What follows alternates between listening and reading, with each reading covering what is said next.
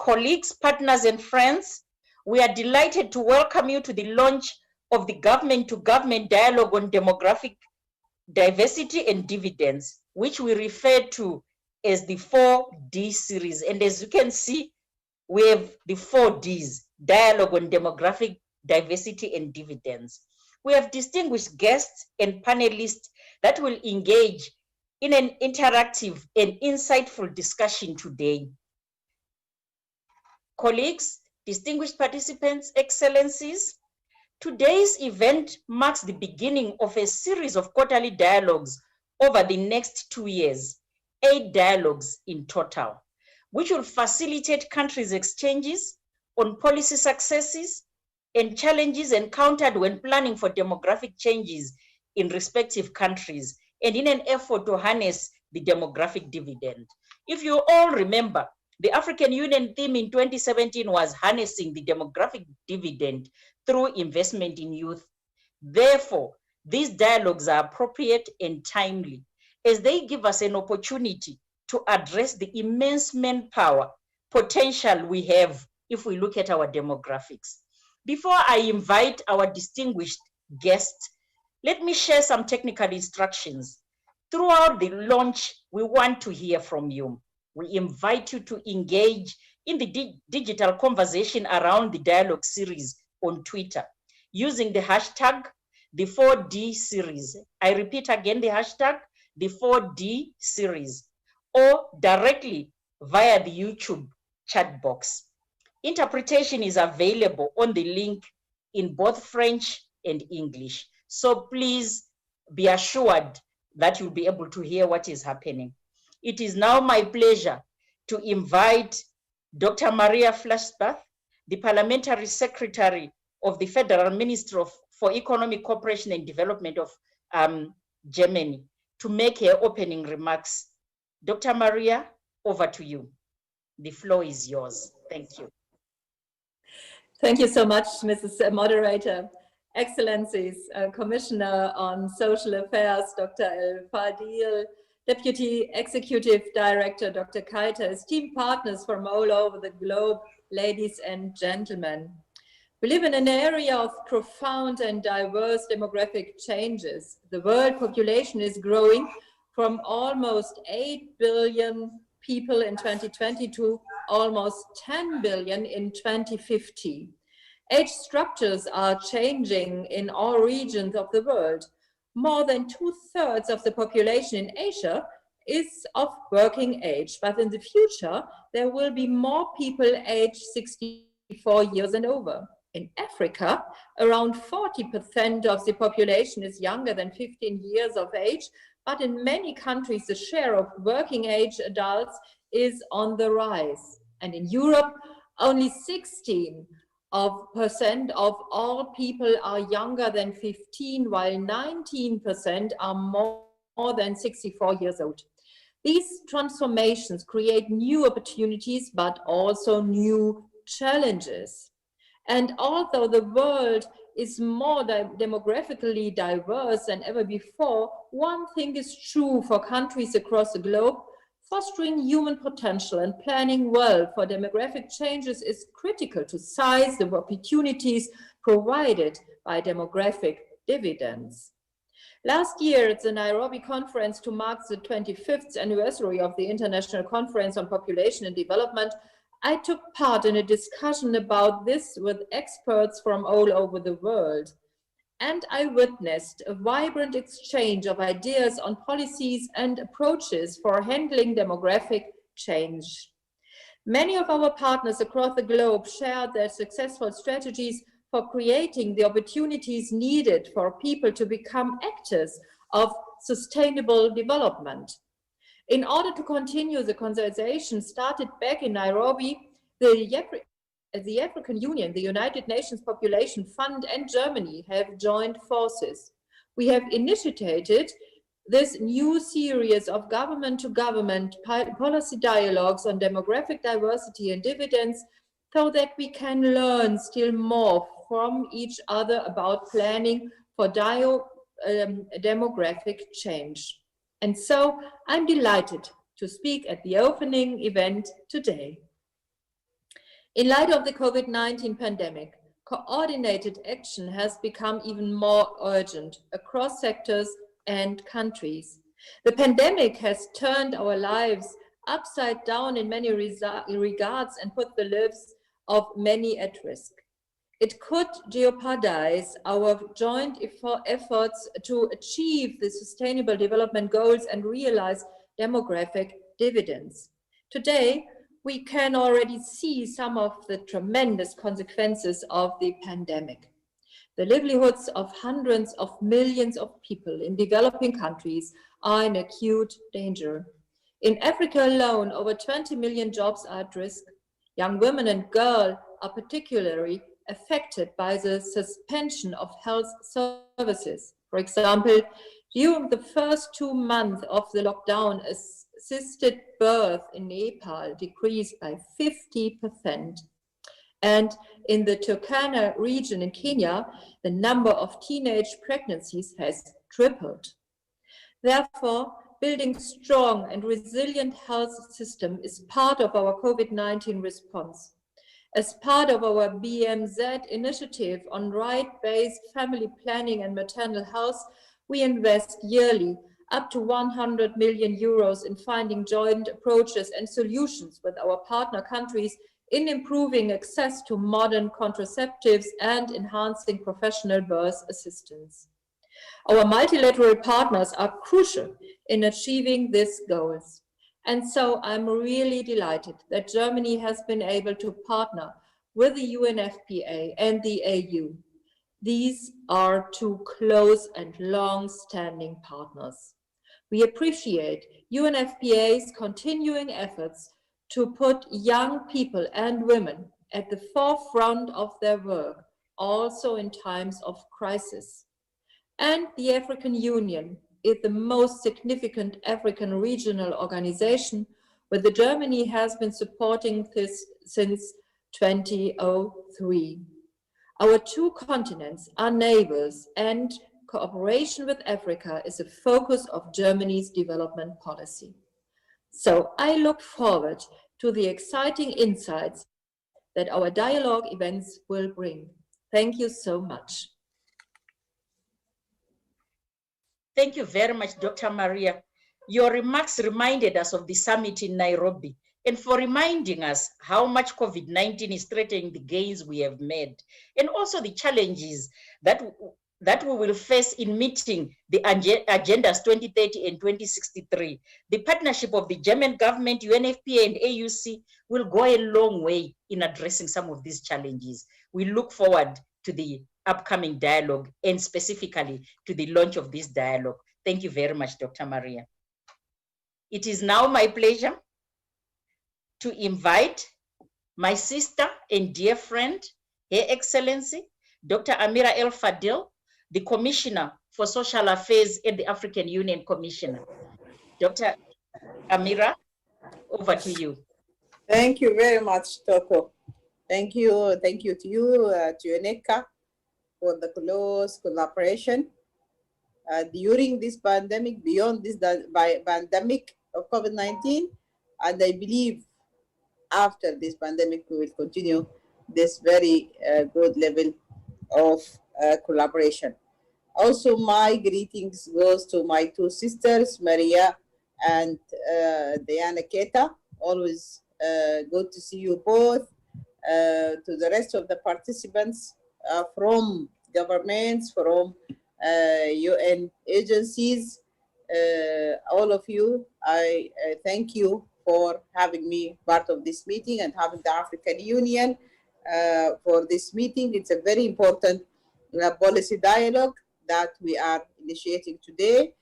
We need to continue this dialogue and these conversations, and I salute highly the initiative, and definitely the African Union is a major player in this policy dialogues. Thank you very much again, and I would like to bring to you the greetings of His Excellency Musa Faki Mohammed, the chairperson of the African Union Commission. And I would like to extend the sincere appreciation of the AU Commission, to the United Nations Population Fund and the government of the Republic of Germany for co-organizing of today's launch event of a series of policy dialogues on demographic diversity and dividends to be held under the theme Advancing Human Capital for People-Centered Development. And with Germany also, we have different areas of collaboration, health. We have also a very close collaboration in the areas of migration and labor migration. So we do appreciate very much the partnership with the government of Germany. And I would like through you, Madame Maria, to appreciate also the support we got from the government for the COVID-19 fight in Africa. The government of Germany donated medical equipment equivalent of 10 million euros. So thank you very much for this support. Excellencies, the Commission has a strong commitment to leveraging Africa's demographic diversity and for each of its member states to realize and benefit from the economic growth potential of demographic dividend. In 2017, as you know, the African Union at its highest level dedicated the year 2017 for the African Union. The theme of the year was on the demographic dividend, and all of us, we know that more than 60% of our population in the continent is under the age of 25. So this is an asset, but at the same time, it's a challenge for the continent. The theme of the year to harnessing the demographic dividend through investment in the youth and the appointment of His Excellency President Idriss Déby Itno, President of the Republic of Chad, and the African Union champion on the demographic dividend. This was happened by the heads of states and government in 2017. Since then, the AU member states have advanced their commitments to reaping the dividend through the domestication of the AU roadmap on the demographic dividend in 2017 and beyond, and the subsequent development of national demographic dividend profiles to inform policy development and implementation. This roadmap, or the implementation of this roadmap, is led by the Department of Human Resource Science and Technology within the African Union Commission, because the Department of HRST is a department mandated with youth issues. So we are together in this implementation, my department and the Department of HRST. Excellencies, ladies and gentlemen, the Commission has in place a number of people-centered initiatives that will advance human capital development of the African people. These initiatives include, I will mention only some of these initiatives. We have the initiative, the Chairperson's initiative on the 1 million by 2020 initiative. This initiative is to create 1 million new opportunities for the young Africans in education, employment, entrepreneurship, and also for the engagement of the young people across the continent and in the diaspora also. And for the implementation of this 1 million by 2020 initiative, by 2021 initiative, myself with Commissioner of HRST and Commissioner for Rural Economy and Agriculture, and by the CEO of NIPAD or AUDA, we have launched an initiative in New York 1 year ago on the 100,000 SMEs initiative in Africa. And this is especially for creating more job opportunities by using microfinance opportunities, and it's a very successful initiative. The leading agency for the implementation is NIPAD AUDA. Second, we have the revised migration policy framework for Africa and the plan of action 2018-2027. This plan of action provides member states and our RECs with comprehensive policy guidelines and principles to assist them in the formulation and implementation of their own national and regional migration policies in accordance with their priorities and resources. We have also the AU Programme on Migration and Health, addressing the health challenges of migrants, refugees, and IDPs in the continent. We have the protocol on the free movement of people, rights of residence, rights of establishment. But this protocol, it needs more efforts from us and from you. As partners, we need to make sure that the same way we did for the Continental Free Trade Area, the ACFTA, we have succeeded in having the ratifications, the signing and the ratifications of our member states. The CFTA will accelerate the trade, and it will boost trading position in the global market for Africa. We would like to do the same for the protocol of the free movement. We have around 30 countries as signatories of this protocol, but the ratification are going very slowly. So we need your efforts with us to make sure that this protocol, it will be ratified, because it will encourage more mobility within the continent. Yes, this is what's happening now, that we have more mobility within the continent, but if we have this protocol coming into force, it will encourage more movement within the continent. So we have the combination of the free movement of the people with the free movement of services, with the free movement of trade between our member states. And this also will give us the opportunity of having more jobs in the continent for our young Africans, so they are not too frustrated to go risk their lives trying to flee the continent. We have also the re-strengthening of the campaign, the well-known campaign, the Karma campaign, for the acceleration of the reduction of the maternal mortality in the continent, to end all preventable maternal, child, newborn, and adolescent deaths by 2030. Also, this campaign, I don't need to go into the details. It is all of us, we are partners in this Karma campaign. It's a very successful campaign. We did the evaluation. We have the recommendations of the evaluation. We need to continue working on this campaign. We need to make sure that we will continue on the successes, and also we will put solutions for the challenges. But this campaign is so much needed for the health of our women in the continent, not only the women, but also the young girls in Africa. The Pan-African Institute for Statistics is an institution to facilitate comparison of statistics of AU member states across time. It also is a very important initiative. It is relevant to this demographic dividend. To have an updated statistics is very important for us. We have also AMA, the African Medicine Agency.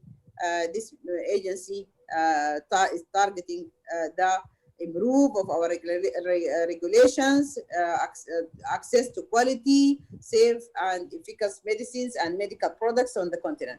And also allow me here to stop and say that while we are fighting COVID-19, we felt the big gap we have in the area of producing and manufacturing pharmaceuticals in our continent, and producing locally the medical equipment that we need to fight COVID-19. So we have a big gap in this area.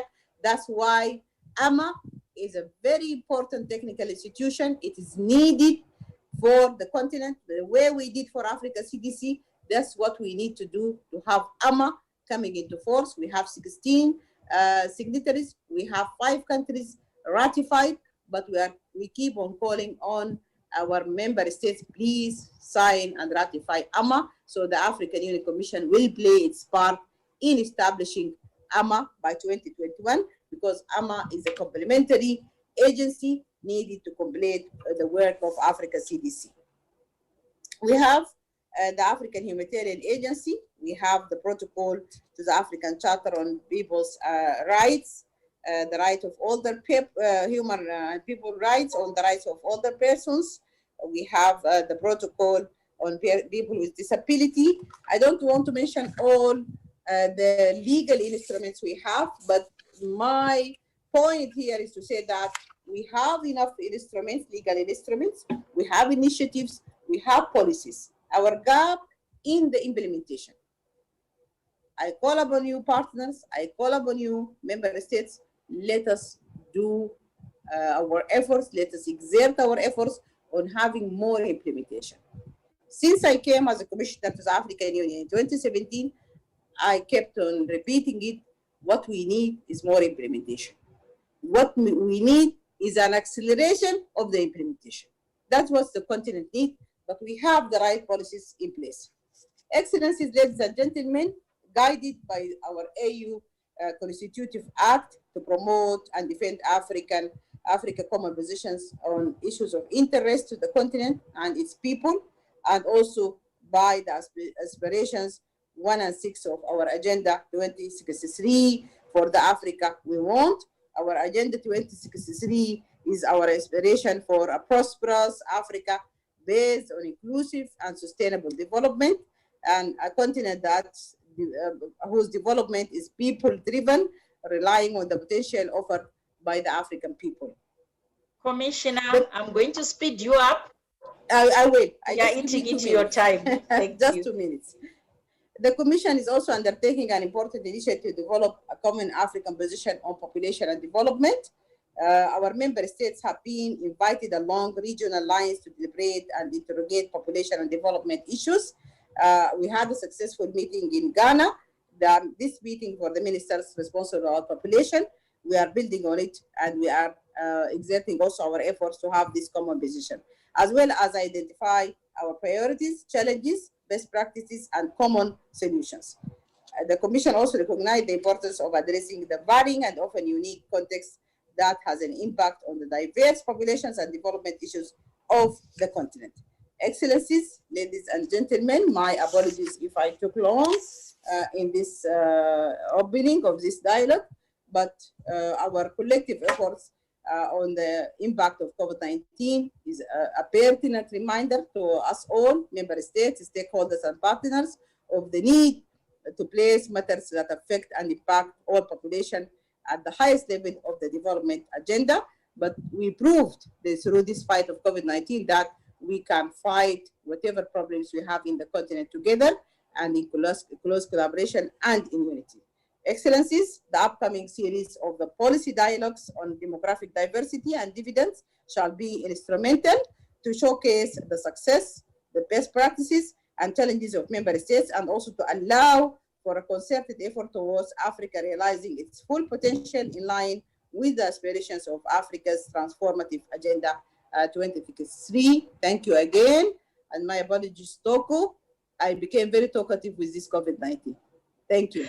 Back to you. Thank you very much, Commissioner. I know we don't give you adequate time. Your passion and commitment to Africa's development is well known. We should actually give you more time than we've given you to make the presentation, and also to acknowledge your leadership in Africa's response to COVID-19, working together with Africa CDC.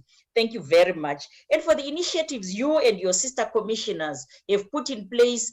And as you rightly say, we have the policies, is the response that we need, the actions to be able to reap the dividends, the demographic dividend. Once again, thank you, Commissioner. It is now my pleasure to invite Dr. Diane Keita, the Deputy Executive Director of UNFPA, for her opening remarks. Dr. Keita, the floor is yours. Thank you so much, Madam Moderator and dear sister. Honorable Dr. Maria Flaxbart, Vigets, Your Excellency, my dearest sister Amira El Fadil, I love your passion. I love your passion. Distinguished panelists, esteemed partners, young people, and dear friends, good day to you all. Salam, bonjour. UNFPA is proud to co-host this important event. We are so grateful for Germany partnership and support to work on such important and defining issues as demographic dividend. As noted by Dr. Maria Flaxbart, this series was born from a signature session on demographic diversity and dividend in Nairobi last year. In that event, government came together to discuss their diverse experience on demographic transition, the challenge they faced, and policy that helped advance prosperity. Allow me to reemphasize that when it comes to the average age of countries, the world is more diverse today than ever. While many populations in Africa remain quite young, others in Asia and Eastern Europe are facing rapid population aging. Yet, as we enter the decade of action, We all seek the best approach to people-centered development and the best investment for both young and aging nations to harness demographic dividends. For that reason, the goal of this dialogue series is to facilitate exchange and mutual learning among governments at all stages of the demographic transition. For young population, a demographic dividend is made possible when fertility declines and a large youth bulge moves into the working age.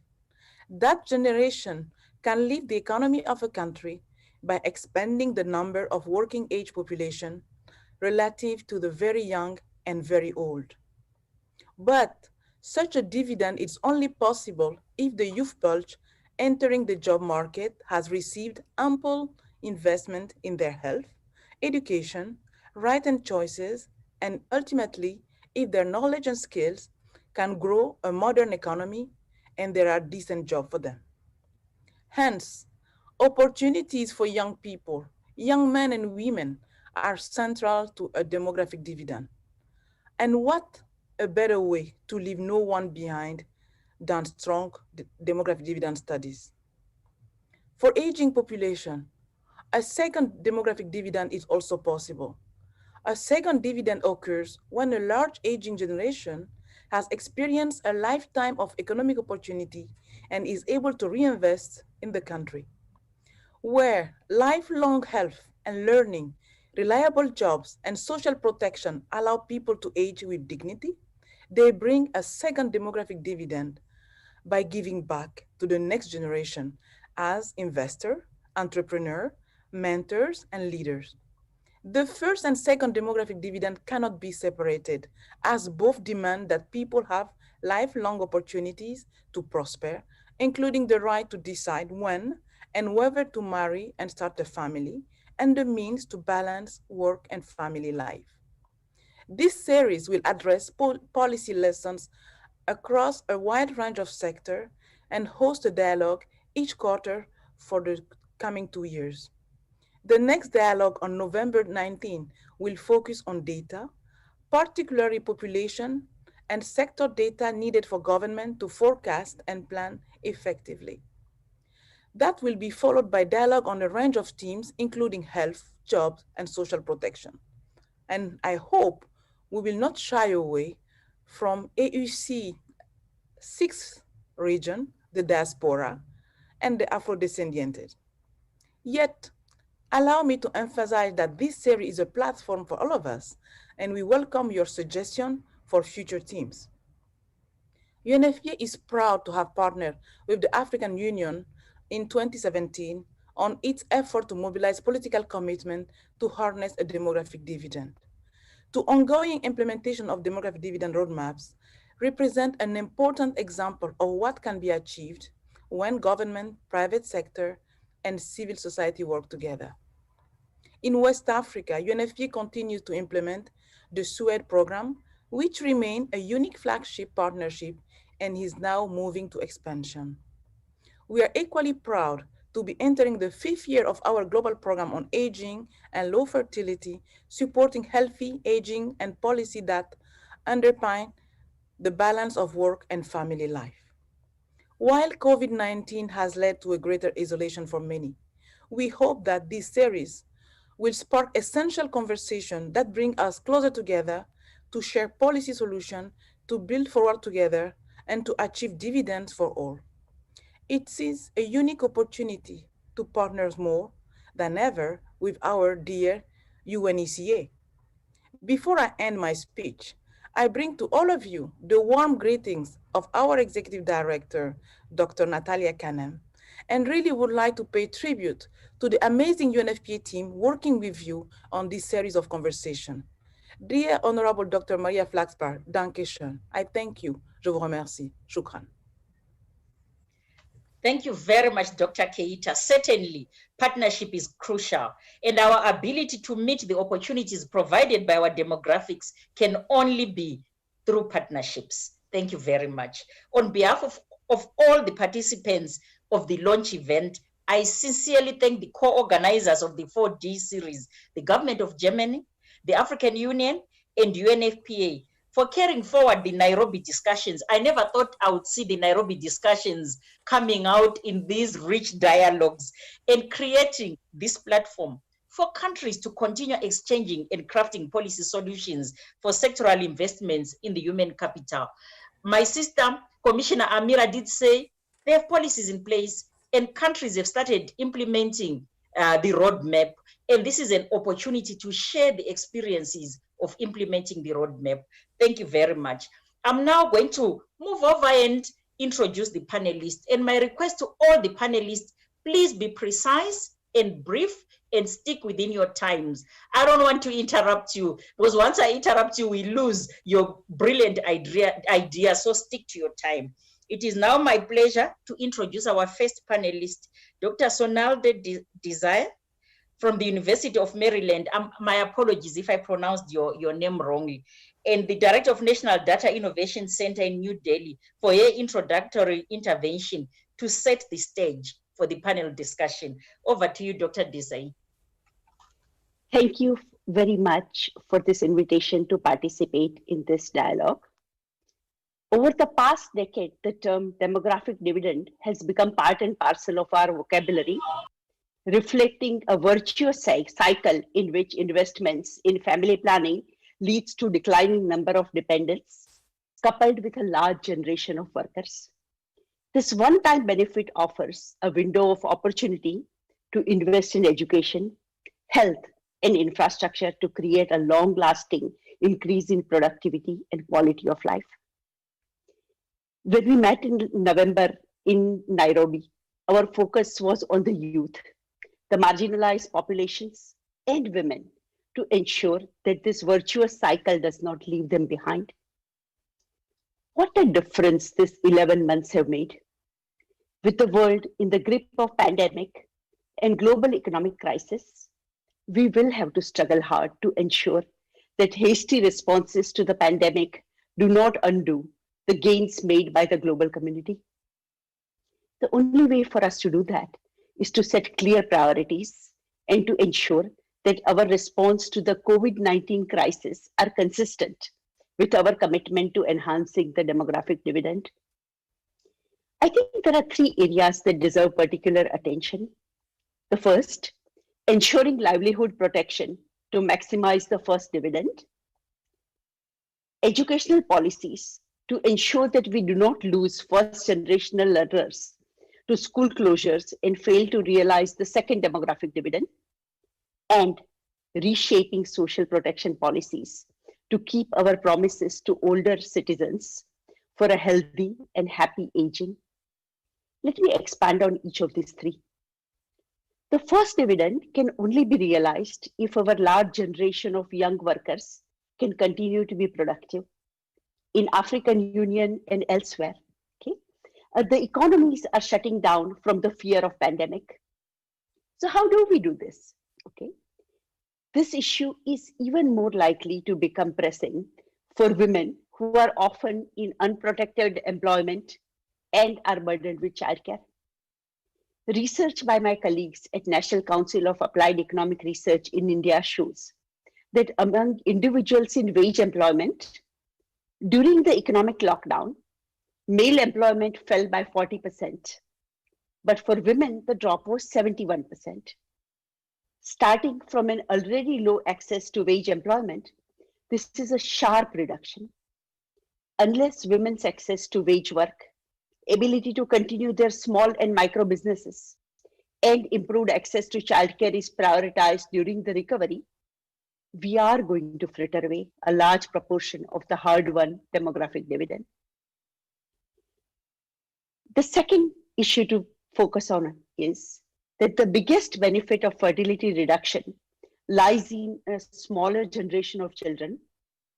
Using savings from a lower dependency ratio, we can reap the second demographic dividend as we invest in health and education of children and enhance economic growth. However, with school closures associated with COVID-19, we are looking at tremendous inequality in learning outcomes among children. Children in rich countries and among middle-class families in poor countries Internet access is stable. Parents are educated and able to supervise homework and perhaps overcome the impact of school closures. But for the disadvantaged, the first generation learners, situation is different. Many live in localities with poor connectivity and their parents are unable to help them with schoolwork. For them, this is going to be a lost year. With increased responsibility for caring for siblings and lack of digital access, girls are going to be particularly likely to be educationally deprived. Finding pedagogical techniques that help them retain their interest in schoolwork, ensuring that their return to school is not traumatic, and helping teachers cope with uneven student skills in the same classroom is going to be necessary if we do not want to lose the educational progress we have made over the past 2 decades. The third dividend brings with it the contributions that a healthy and productive generation of senior citizens can make to a society and an economy. Creating a framework for healthy aging is a promise we made to our citizens when we told them to trust in the promise of economic development instead of the support system consisting of their large families and children, as we urged them to restrict fertility. Will we be able to support this shifting intergenerational contract? It would have been difficult enough in normal times. COVID-19 adds a layer of challenge that we must recognize. We are just beginning to recognize the long-term health consequences of COVID-19 exposure. But enough is known to tell us that there is a good chance that many of our senior citizens will be coping with impaired health. The gender dimension of this challenge has received almost no attention, but with substantially higher mortality rate among men, the surviving population is likely to be overwhelmingly female. The economic conditions of older women are highly precarious. Women are overwhelmingly employed in informal sector without pensions and social security benefits. Most household assets are owned by men. In Ghana, research shows that 70% of land parcels are owned by men. In India, men are 3 times as likely to own their own homes as women. Can we really expect women with no assets and no claim to social security to live as happy, healthy, and productive senior citizens? This is an issue we will need to pay special attention to as we go along. The silver lining about this pandemic, however, is that this is not a problem that divides the rich and the poor countries. Everyone is suffering from the same challenge and dealing with the same issues as the poor countries, and the poor and the vulnerable in rich countries fight this battle together. It's a unique moment for us to share our challenges and solutions. And rather than to have the words of wisdom flow from global north to global south, we can work on this together. And I hope this dialogue brings together a renewed determination to join the hands and fight this battle together. Thank you and wish you all the best as you continue this dialogue. Thank you very much, Dr. Desai, for that overview of the demographic dividend and also raising some of the issues that came from the Nairobi Summit, looking at issues of education, inequalities, and how these inequalities are being exacerbated by COVID-19. Women's work and earnings, changing the intergenerational contract. These are critical issues, and as we go forward in our conversation, I hope we can look at all those issues critically. Thank you very much for that overview. Again, a reminder to the panelists, you only have 5 minutes, and I would like you to move fast. Otherwise, I would have to interrupt you. You only have 5 minutes. It is now my pleasure to invite Minister Owud Ehi to hear the experiences from Mauritania. Honorable Minister, my apologies, I'm probably killing your name. I'm so English speaking. Over to you, Honorable Minister.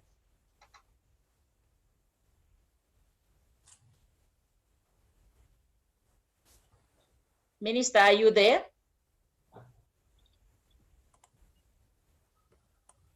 Bonjour. Good morning. Thank you. You have 5 minutes, the Honorable Minister. Merci beaucoup. Thank you very much. First of all, I would like to thank the Commission of the African Union, the government of Germany for organizing this important event, the diversity, the dividend, and the challenges on the population growth, especially for the Sahel.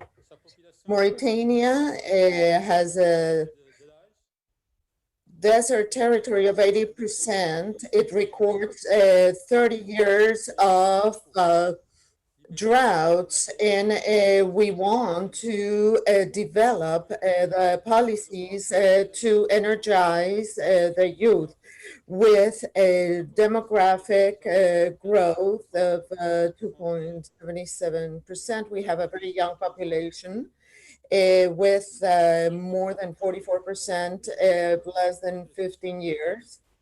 And we have important natural resources. The rate of economic growth was stalled by COVID, and the economy has a great deal of the informal sector. In terms of education, in spite of a good rate of schooling, because we have 100% in elementary school, which is ensured for boys and girls. But in secondary education, the schooling rate, it's only 40%. And it's very weak for the girls who cannot travel to go to secondary education. In terms of health, the country continue experiencing non-satisfactory rates in terms of coverage of productive sectors. The rate of maternal infant mortality is still extremely high. And the death rate amongst women is higher, as well as the rate of unemployment. Mauritania wants more involvement in the demographic dividend. And we joined the African Union since 1993, and we were members of the SWEDD initiative, and we are with the African Union a roadmap for 2063. The SWED initiative supports the schooling for young girls and the empowerment of women, as well as improving the participation of women in all activities of the economic and social activities. We have a strategy of shared growth, which helps to harness the opportunities of the demographic dividend to help the population through an initiative of reducing the economic dependency of the youth. This policy wants to allow the youth to have access to employment at a younger age and to help women contribute more to the national revenue, which has been very low for women, 27% versus 73% for men. And the revenue of the rural environment is 39% versus 61% in urban areas. We want to provide the population a policy of decentralization and the plan of the demographic control approved by Parliament wants to take advantage of the human Honorable capital Minister, I'm for sorry to development. interrupt. I'm going to ask you to pick up the main highlights of your presentation, and we can share the full presentation. Pardon?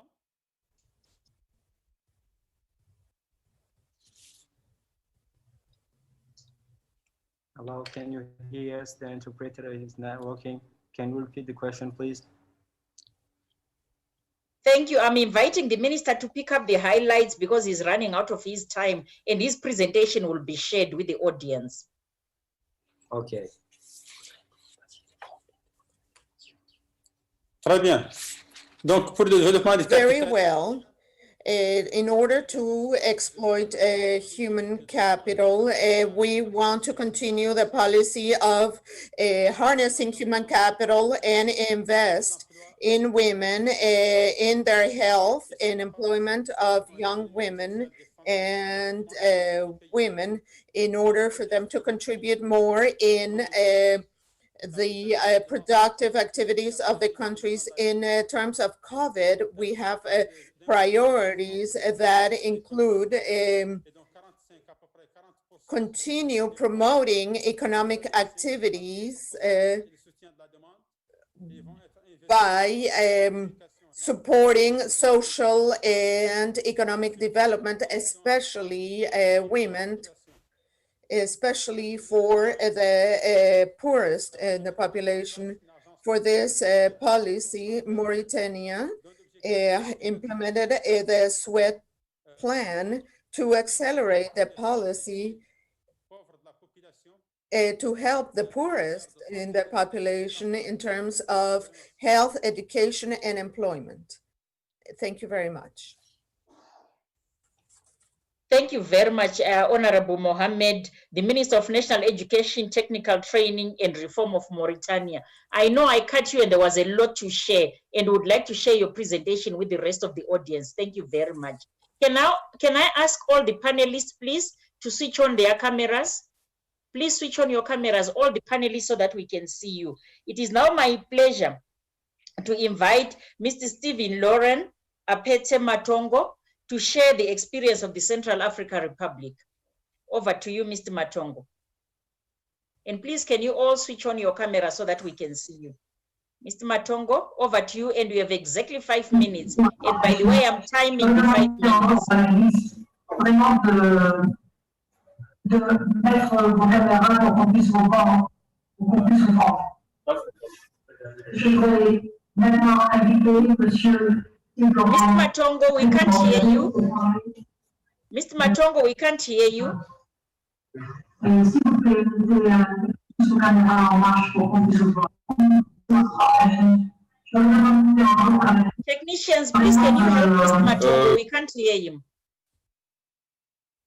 Mr. Matongo, you're muted. Can you unmute, please? You're muted. Please, can you unmute? Interpreters, can you help me and ask Mr. Matongo to unmute? Bonjour. Thank you. Good morning.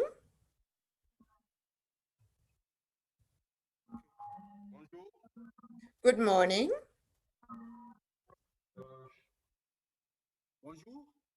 Good morning. Yes, we can hear you, Mr. Matongo. Please proceed. We can hear you. Bonjour. Good morning. Bonjour, please proceed. Voilà, je suis Steve Laurent Apete Matongo. I'm Steve Laurent, Peter Matongo.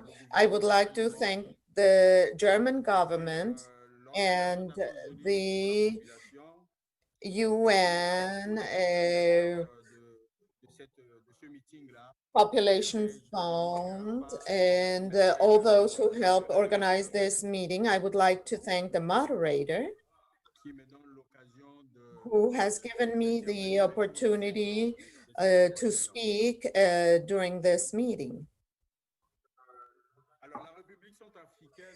The Central African Republic is a country in the enclave of Central Africa that for the last 10 years has gone through a political, military, and safety crisis. And in terms of family planning, we have managed to increase our policies. Nevertheless, the fertility rate is very high still, more than 6.2% per woman. La présence du COVID-19. And this has worsened with COVID-19, a limited access to school with a school rate very low of 60% for the girls and 73% for the boys. 32% of secondary education for the girls and higher for 73 for the boys. And is 13% of the girls actually go to school and 70% of the boys. So our education crisis is considerable.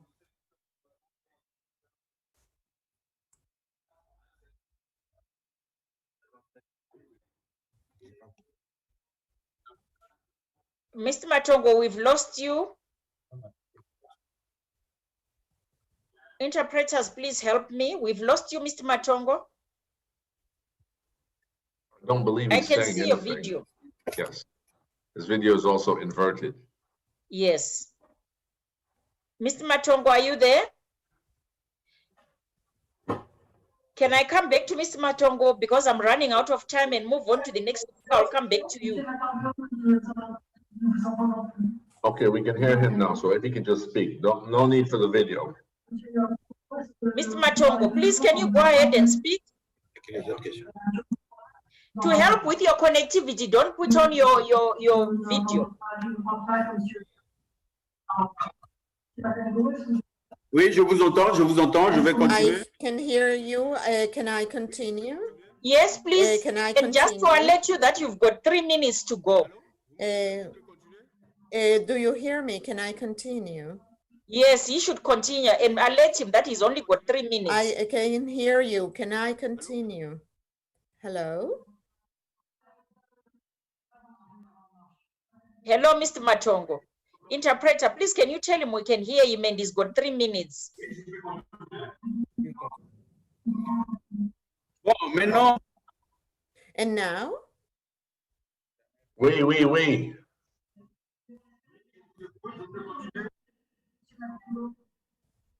Mr. Matongo, can I move on to the next speaker and come back to Bon, you? en ce qui concerne And regarding the use of the demographic dividend in the country, there you go. The recovery or the harness of the demographic dividend is an important proportion of investment in public projects. And it is important that we recover the rate of children in the educational system before we continue our progress. And it is very important to continue professional training amongst companies And there is a gap between training and the objectives of the companies. Therefore, we need to adapt the training of the youth based on the needs of corporations. And we have decided to create a national policy for technical and professional training. And we insist on universal health care, especially the maternal and child health, by empowering women and preventing maternal and child mortality, and improving programs on family planning. It is important to invest a great deal in women's health, which is focused on cities. It is important to increase the level of education throughout the country, especially for young women. Interpreter, can you please ask Mr. Matongo to start winding up? 350% increase, improving the accessibility of services as well, and access to training in order to improve their economic situation.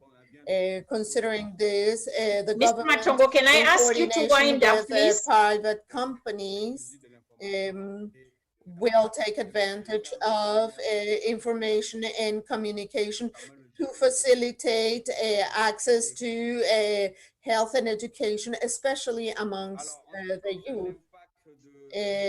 Regarding the impact of COVID-19 in our country, in 2019, we reached excuse me, can I come in, Mr. reduction in Matongo? the economic growth of the country. I'm sorry to interrupt you, Mr. Matongo, but you've run out And of I your time. want to thank the organizers for having allowed me to participate at this panel.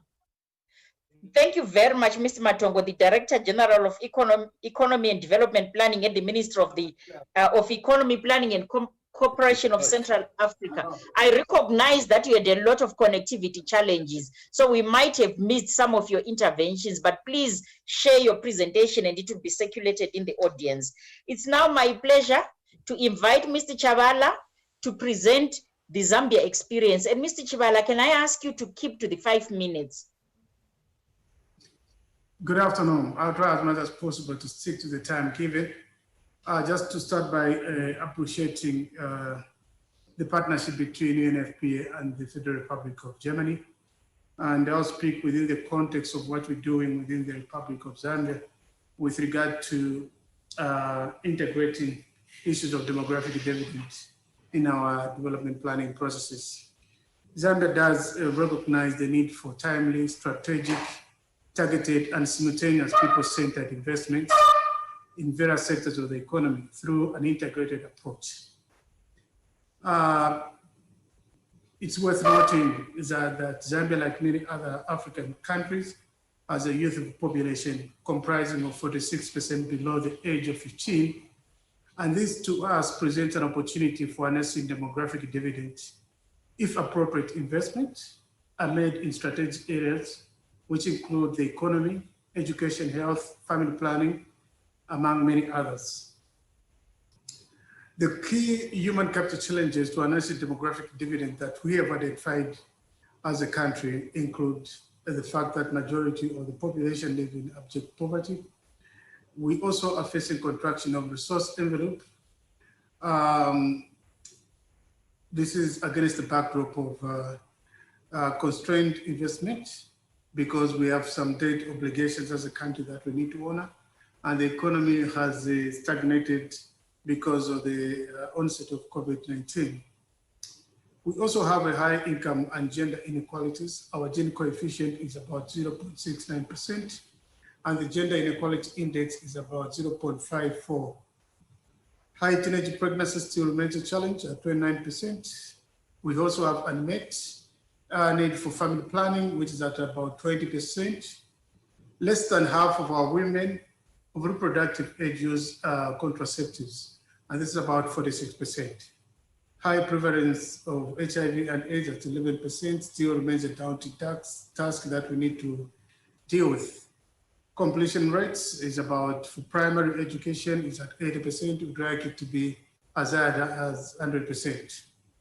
And therefore, national strategies that are being implemented to support demographic dividend include the National Development Plan, which has got strategic pillars that would incorporate areas that deal with demographic dividends. We also did a demographic dividend report, which also informed the formulation of our 7th National Development Plan. Zambia recently launched the revised population policy, and we are hoping that this is going to be a strategic document that is going to help us come up with a well-blended policy mix to inform our interventions in various sectors of the economy with a view to propel the change in our population pyramid from a dependent to a more productive one. And so those are some of the areas that we'd like to share with the rest of the world, but demographic dividend is highly on the agenda for Zambia. Thank you. Thank you very much, Mr. Chivala, and for keeping time. The Permanent Secretary for Development Planning and Administration in the Ministry of National Planning in the Republic of Zambia. Thank you very much.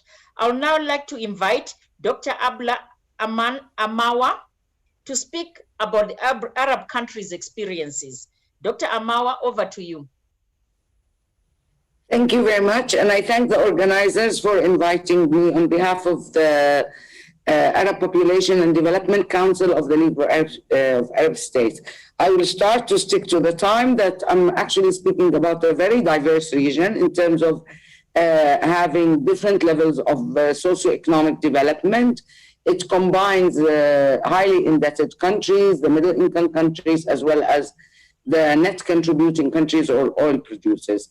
Also, the region is characterized, as you all know, by presence of conflict, civil conflict and fragility, as well as disparities in terms of rural-urban disparities and other disparities.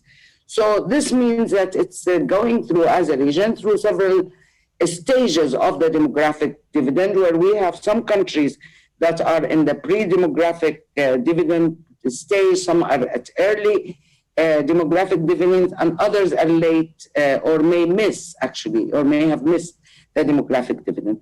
So what is really the implications of all of that? And the characteristics of this region is that we actually have about 6% of the adolescents in the world. 37% of our youth live in conflict and situations of conflict and fragility.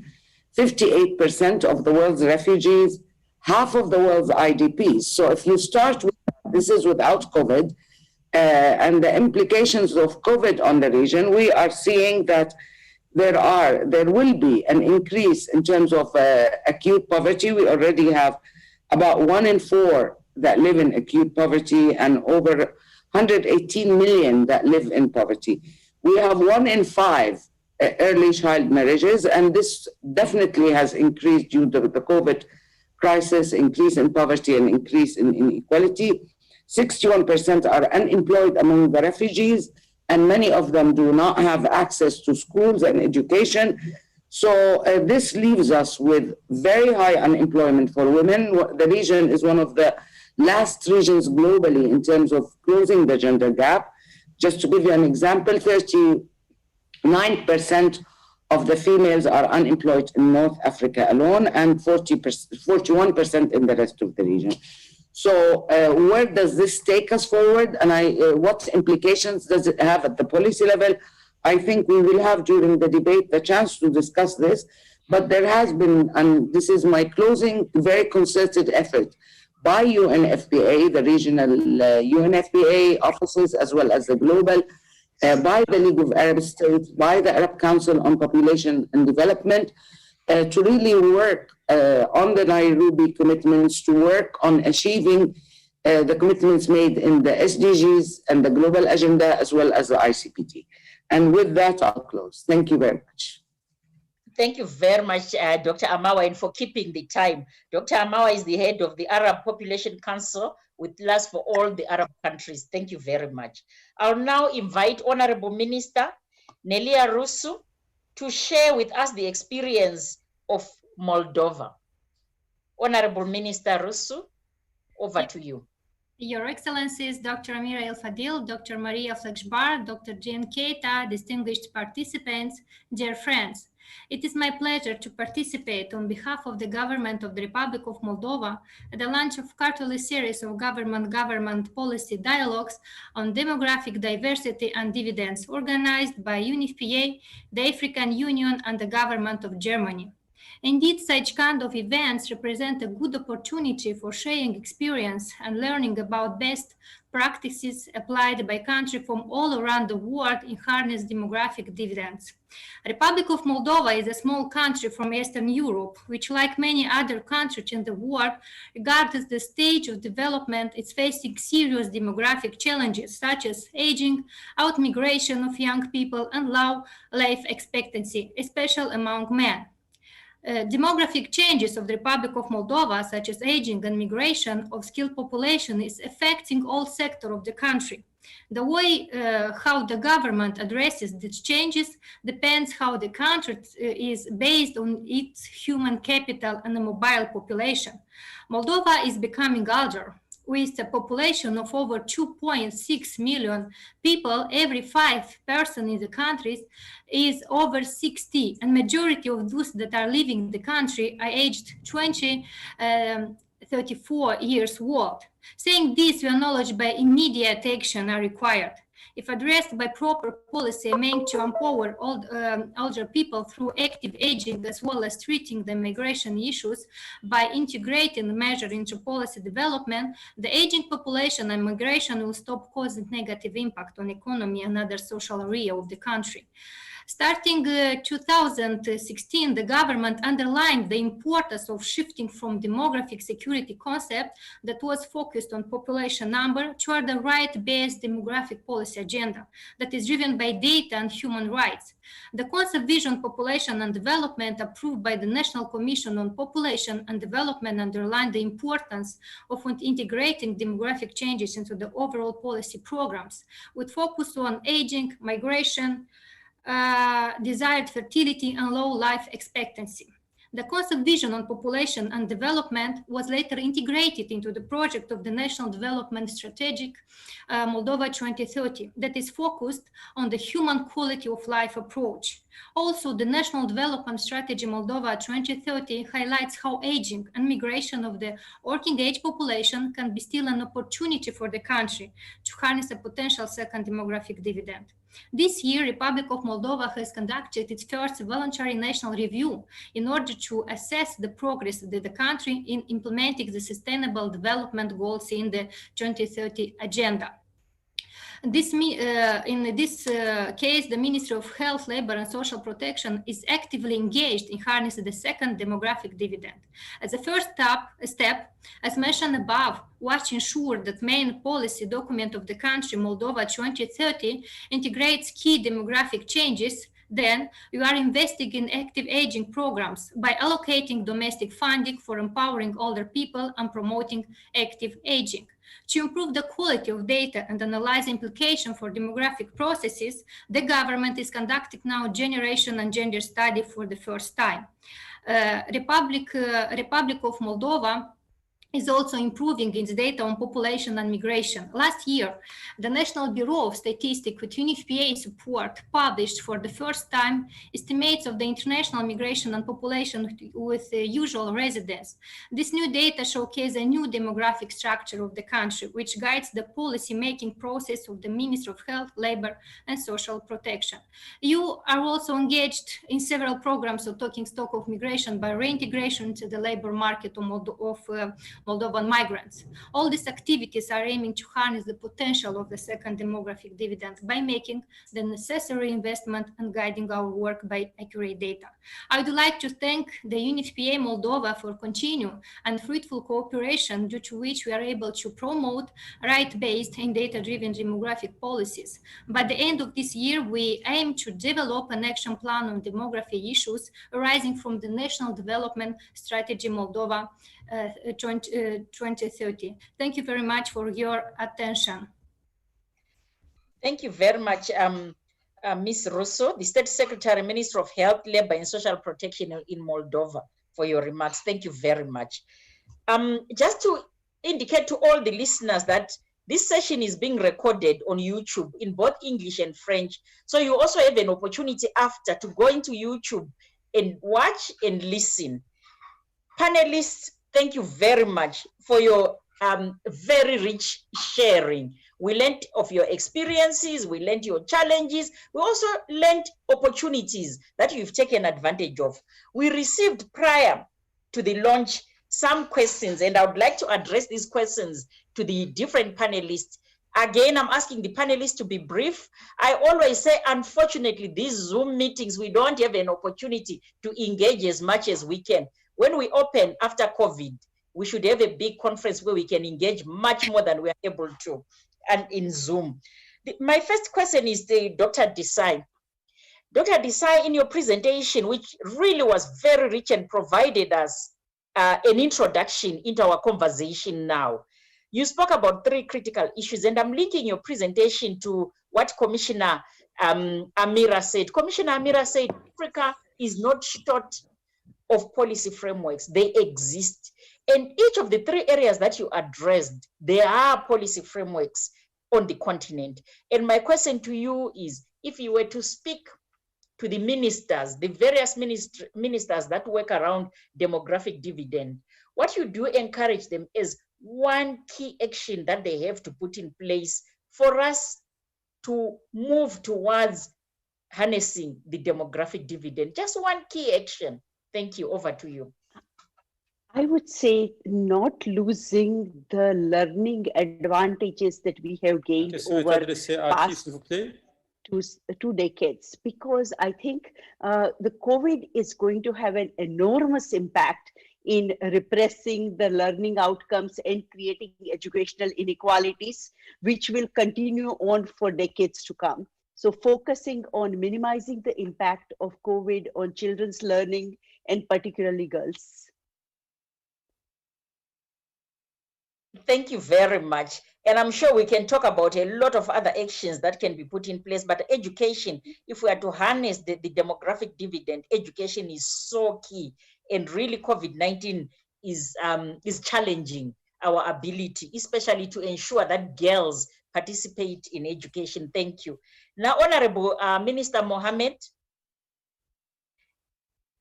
despite highlighting commendable achievements of universal enrollment at the primary school level, in your intervention, you also mentioned that Mauritania is facing enrollment at secondary school and higher levels of education.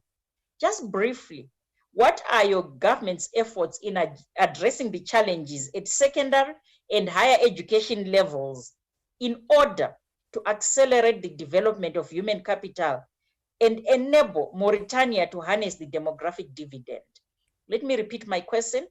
What are your government's efforts in addressing the challenges at secondary and higher education levels in order to accelerate the development of human capital and enable Mauritania to harness the demographic dividend? And I know this is not a challenge for Mauritania only, for the majority of the countries in Africa. So it will be interesting to hear what your government's efforts are.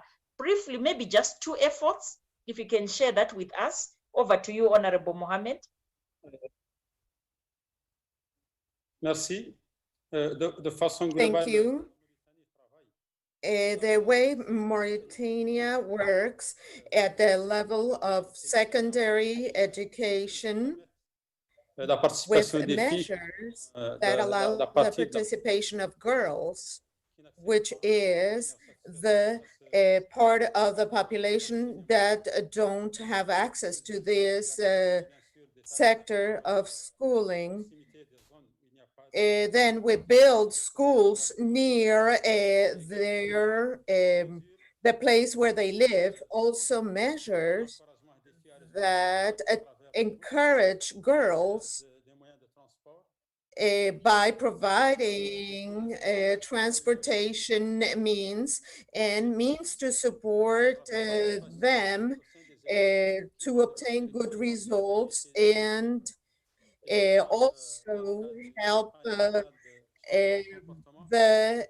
schools develop the right curriculum, encouraging girls and preventing absenteeism. Thank you. Thank you very much, Minister. I think that's very key and important. Thank you.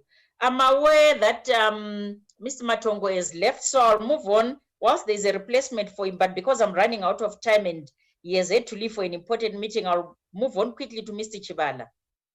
Clearly, Mr. Chivala, the interventions from all the panelists show that no country can reap the demographic dividends if certain segments of the population are left behind by development investments. What concrete measure is the government of Zambia taking to invest in the most vulnerable and marginalized populations, including those in remote areas? If I might repeat my question again, what concrete measures is the government of Zambia taking to invest in the most vulnerable and marginalized populations, including those in the remote rural areas? And I know this is key for the SDGs, leaving no one behind. Over to you, Mr. Chivala. Thank you very much. I think what we've done in Zambia is that we produced a demographic dividend report, which report informed the development of key pillars of the National Development Plan. Among them is the poverty on reducing poverty and vulnerability, another pillar on reducing development inequalities. We also have a full-fledged pillar on human development. And arising from that, we also remodeled the way in which we are implementing these policies. And we pieced our implementation model on an integrated approach. And from this, we are able to see some movements in terms of our indicators. From the human development pillar alone, we have seen a reduction in total fertility rate from 5.3% to 4.7%. We have also seen a reduction in maternal mortality from 483 per 100,000 live births to 278. Infant mortality has also declined from 76 per 1,000 live births to 42. We have also seen a reduction in child mortality from 62 deaths to 19 deaths per 1,000 live births. And this is basically attributed, one, to bringing the intervention level at a higher level within the 7th National Development Plan. But added to that, there is a complemented policy on universal health care. There's also comprehensive policies that are dealing with water and sanitation and education. You also see further reduction in other areas where we have to see the improvement in the quality of life. Access to improved water source has increased from 63 to 72. Access to improved sanitation has gone up from 33 to 54. So with all these interventions, we have to accelerate and deepen the reduction from areas where we have unfavorable indicators to areas where indicators are showing favorable increase. We are likely to see us reaping a change in the demographics and be in a position to reap from demographic dividends. Thank you. Thank you, Mr. Chivala. I always say you can never succeed without the National Development Planning ministries as well as the ministries of finance. We can work with the ministries of health. If those two ministries are not engaged, thank you very much for that. We need you if we're to reap the demographic dividend. Thank you very much. I had questions for all the panelists, but I'm running out of time. And I'm going to ask one last question and reach out to Ms. Russo. In your intervention, you mentioned that Moldova is currently undergoing complex demographic changes that are affecting the family structures. I found that very interesting. Desired fertility, work-life balance, and interdialogue. What action then is the government of Moldova taking to better these changes, to better prepare for the future? Is my question clear? Yes. Do you want me to repeat it? Yes, of Okay. course. Thank you very much for your question. I would like to mention that currently, jointly with Unfpa, we are carrying out the Generation and Gender Survey that covers over 10,000 net respondents aged 15 and between 79 years old. The survey that is conducted based on international methodology aims to better study family changes, desired fertility, intention of migration, aging, and work-life balance. The result of the survey will be used for development of specific policy documents to address the demographic situation in the Republic of Moldova. This is the first wave of Generation and Gender Survey, and we are aiming to repeat it in 3 years from now. Data from this survey should help Moldovan government in promoting right-based and data-driven demographic policies. Thank you very much. Thank you very much. I would like to take this opportunity to thank all the panelists really for a rich discussion. I wish we had more time. Can I ask the co-organizers to make sure that the next conversation and dialogue is going to be much longer than this? There is so much that we needed to unpack after the presentations, and there wasn't adequate time. Thank you very much to all the panelists.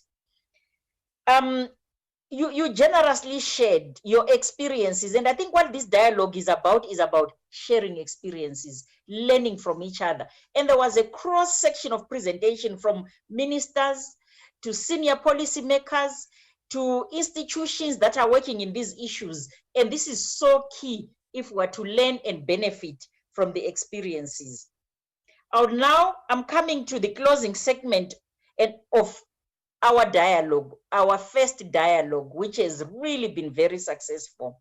And I would like to invite my in-law, as I always say she is, because I'm Zimbabwean and she's Ghanaian. And for those that know, my late president was married to a Ghanaian. So I'm going to invite Dr. Margaret Agama Anyatei, the head of Health Population Division in the Department of Social Affairs, to give her closing remarks. Maggie, over to you. Thank you very much, my in-law. It's nice seeing you this afternoon. Permit me to stand on existing protocols and acknowledge, at the same time, acknowledge our partnership with Germany and, of course, UNFPA. The ball has been set rolling, and clearly these dialogues have established the importance of having them. And we're indeed looking forward to the next 2 years and the benefits, particularly to the youth, women, and aging, have already come out clearly and strongly. As you said rightly, it's also a strong opportunity for us to learn from each other as regions and as countries as we try and push for stronger investments and implementation of the policies that we already have. Permit me to reiterate the commitment of the Africa Union Commission to the dialogues, and on behalf of Her Excellency Commissioner of Social Affairs, to thank all partners for their engagement this afternoon, and we hope they stay with us throughout the process as we move forward. So thank you very much, my in-law, and good afternoon. Thank you, Dr. Margaret. We look forward to the next dialogues, 7 more to come. Thank you. It is now my pleasure to invite Dr. Benoit Kalasa, the Director for Technical Division of UNFPA, for his closing remarks. And of course, just to say, Benoit and myself worked a lot on the demographic dividend, and we took it to the Ministers of Finance and Economic Planning, working together with the AUC. Dr. Kalasa, over to you for your closing remarks. Thank you very much, Toko, for this nice words and good memories. Indeed, I think we have initiated this process, and I'm very happy to see how far we have come and how this is moving. Dear colleagues, distinguished panelists, partners, and friends, thank you for the enriching and thought-provoking discussion today. I would like to join not my in-law, but a good sister and friend, Dr. Margaret Agama, in thanking our distinguished panelists for the 5 countries. Dr. Sonalde Desai, thank you for your keynote speaking. And of course, my dear sister Toko as a moderator. The 90 minutes of this large event allow us to glimpse into a range of issues, themes, and challenges that we need to examine in depth and set the course for accelerated action in countries how we strive towards the AGG by 2030. The 4D series come at a pivotal time when countries will be rebuilding pandemic-affected communities and weakened economies. In this process, it is essential that governments invest in and capitalize on the most precious resources that a country has, its people, and leverage the power of demographic diversities in all parts of the world. Please mark your calendars to the first in-depth technical 4D dialogue on November 19, which will focus on the topic of data, specifically the population and sector data needed to seize demographic opportunities.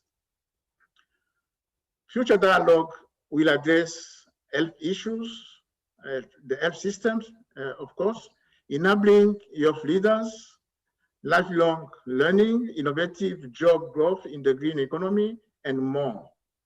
But last, this is your series. It is a platform for technical debates on policy responses to demographic changes. So please stay engaged, and we welcome your suggestion for the series. On behalf of the co-organizer, allow me again to thank you for spending this time to listen and engage, and we look forward to connecting with you in November. Thank you, until next time. Merci beaucoup, shukran. Thank you very much, Benoit. A reminder, please, the dialogue is on YouTube in French and English, and also make sure you mark November 19 for the next dialogue.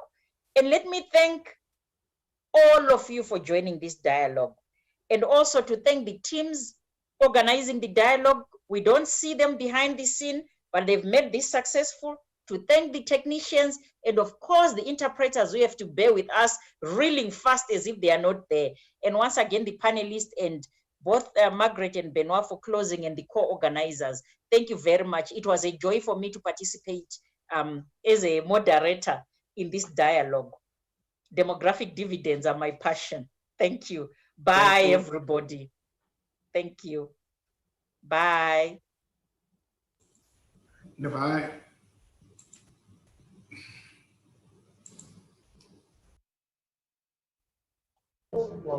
Goodbye.